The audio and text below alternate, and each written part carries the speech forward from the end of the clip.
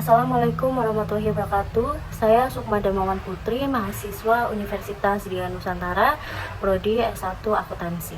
Di sini saya akan mempresentasikan sebuah materi yaitu kasus fraud pada perusahaan PT Kereta Api Indonesia.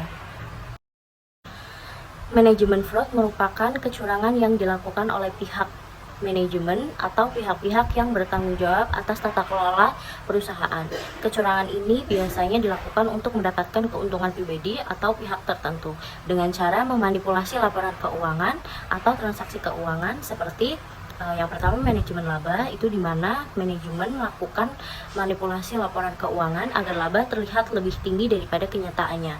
Yang kedua adalah korupsi, di mana manajemen menyalahgunakan kekuasaannya untuk mendapatkan keuntungan pribadi seperti menerima suap dari pelanggan. Yang ketiga adalah penyalahgunaan aset, di mana manajemen menyalahgunakan aset perusahaan. Contohnya seperti menggunakan mobil perusahaan untuk kepentingan pribadi. Manajemen fraud sendiri didefinisikan sebagai tindakan yang disengaja yang dilakukan oleh pihak tertentu atau lebih dalam manajemen dan pihak yang bertanggung jawab atas tata kelola, karyawan, dan pihak lain yang menyebabkan laporan keuangan menjadi salah saji material dengan tujuan untuk memperoleh keuntungan atau manfaat pribadi atau pihak lain. Employee fraud dan manajemen fraud dapat menimbulkan berbagai kerugian bagi perusahaan. Kerugian tersebut dapat berupa kerugian finansial, kerugian reputasi, dan kerugian hukum. Oleh karena itu penting bagi perusahaan untuk memiliki sistem pengendalian internal yang kuat untuk mencegah terjadinya employee fraud atau manajemen fraud ini. Sejarah perusahaan PT KAI sendiri itu dimulai dari Perkeretaapian Indonesia ketika pencangkulan pertama kereta api Semarang First Stand Landen atau Solo Yogyakarta di Desa Kemijen oleh Gubernur Jenderal Hindia Belanda Mr. L.A.G. Baron Sulot van de Biel tanggal 17 Juni 1864. Pembangunan dilaksanakan oleh perusahaan swasta Namdus Vennootschap Nederland Indisch Project Machabis atau NVNISM menggunakan lebar sepur 1435 mm.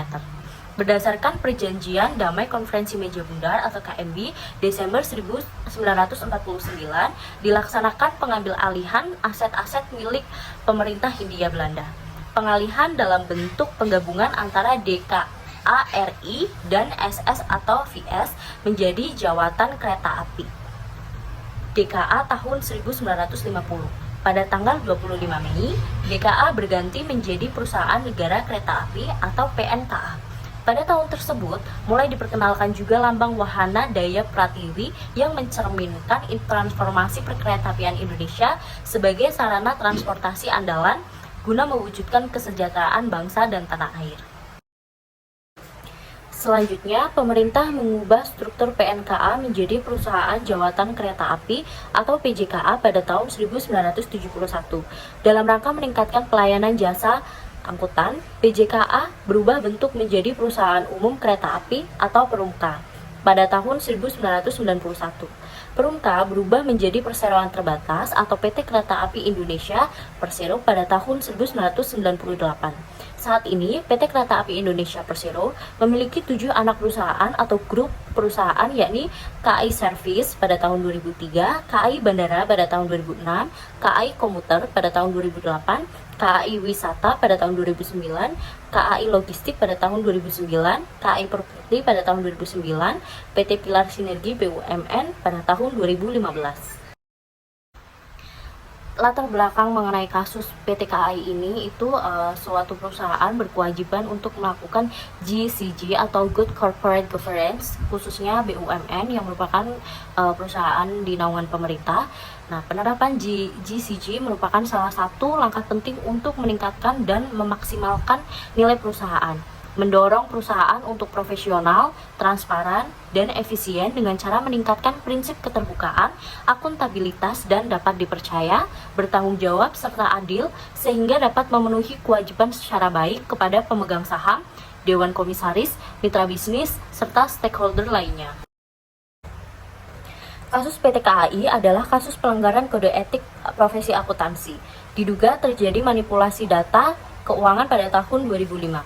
Perusahaan BUMN tercatat meraih laba sebesar 6,9 miliar rupiah, padahal apabila diteliti lebih dalam lagi, perusahaan BUMN ini mencatat kerugian sebesar 69 miliar rupiah. Kasus ini bermula akibat adanya pembukuan yang tidak sesuai dengan standar yang telah ditetapkan. Pada tahun 2006, laporan keuangan PT KAI tahun 2005 disinyalir telah dimanipulasi oleh pihak-pihak yang tidak bertanggung jawab. Banyak terdapat kejanggalan dalam penyajian laporan keuangan seperti data yang disajikan tidak sesuai dengan standar yang telah ditetapkan pada standar akuntansi. Ini menimbulkan permasalahan karena auditor menyatakan opini laporan wajar tanpa pengecualian. Tidak ada penyimpangan dari standar akuntansi yang telah ditetapkan. Laporan keuangan PT KAI diaudit oleh auditor akuntan publik sejak tahun 2004. Namun berbeda dengan tahun sebelumnya, di mana pihak BPK telah terlibat dalam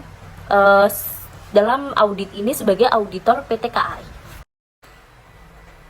Lebih lanjut, kita masuk ke dalam pembahasan kasus. Jadi kasus berawal dari perbedaan pendapat antara manajemen dan komisaris, khususnya ketua komite audit, di mana komisaris menolak untuk menyetujui dan menandatangani laporan keuangan yang telah diaudit oleh pihak eksternal.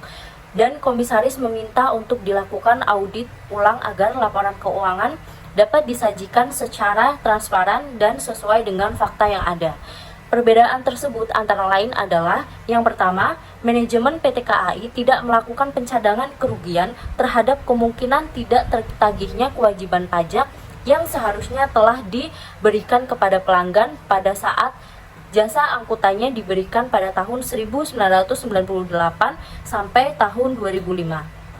Yang kedua, bantuan pemerintah yang belum ditentukan statusnya sebesar 674,5 miliar rupiah dan penyertaan modal atau PNM sebesar 70 miliar rupiah oleh manajemen PT KAI dalam neraca 31 Desember tahun 2005 merupakan bagian dari hutang. Akan tetapi, pendapat berbeda dikemukakan oleh komisaris PT KAI, yaitu Hekinus Manao, bahwa bantuan penyertaan modal harus disajikan sebagai bagian dari modal perseroan.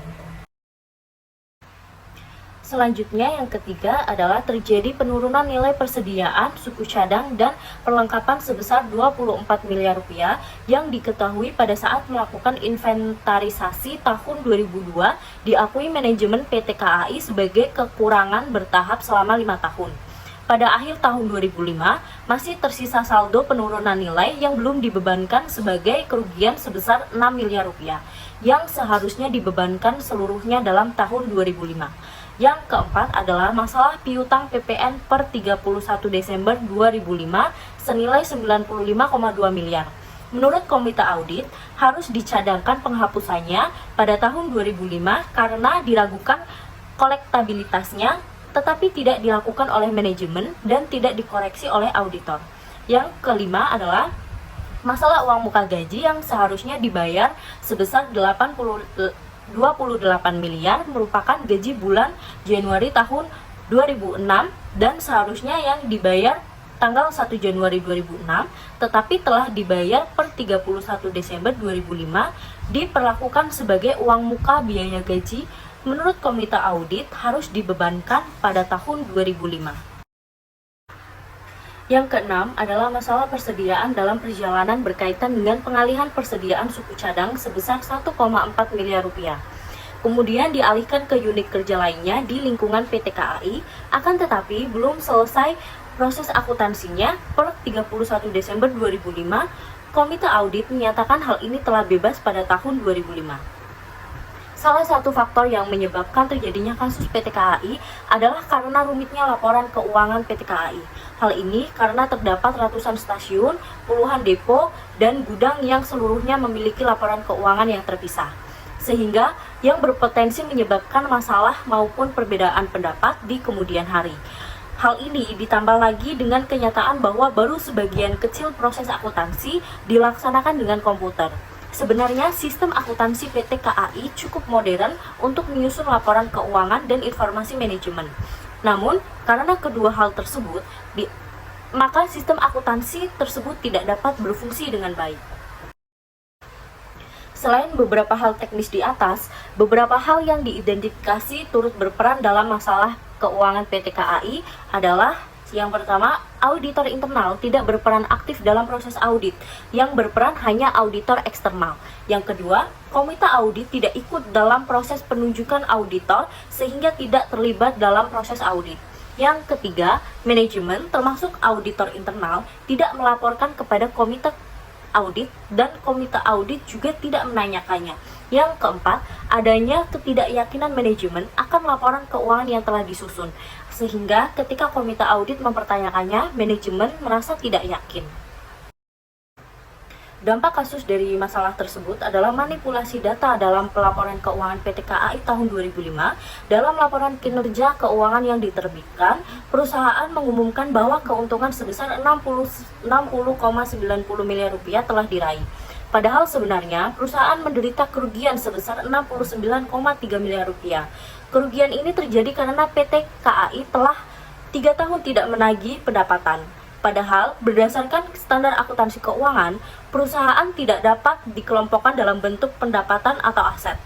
Dengan demikian, kekeliruan dalam pencatatan transaksi atau perubahan keuangan telah terjadi selama tahun 2005. Penurunan nilai persediaan suku cadang dan perlengkapan sebesar 24 miliar rupiah yang diketahui pada saat dilakukan investasinya pada tahun 2002 diakui manajemen PT KAI sebagai kerugian secara bertahap selama 5 tahun. Solusi dan rekomendasi dari kasus tersebut dapat kita petik pelajaran berharga antara lain. Yang pertama, Dewan Komisaris merupakan suatu dewan, sehingga akan sangat ideal apabila Dewan Komisaris mempunyai satu orang sebagai juru bicara yang mengatasnamakan seluruh Dewan Komisaris, sehingga Dewan Komisaris memiliki satu suara. Namun dengan demikian, bukan berarti tidak diperkenankan adanya perbedaan pendapat dalam Dewan Komisaris. Perbedaan pendapat diakomodir dengan jelas dalam dissenting opinion yang harus dicatat dalam risalah rapat.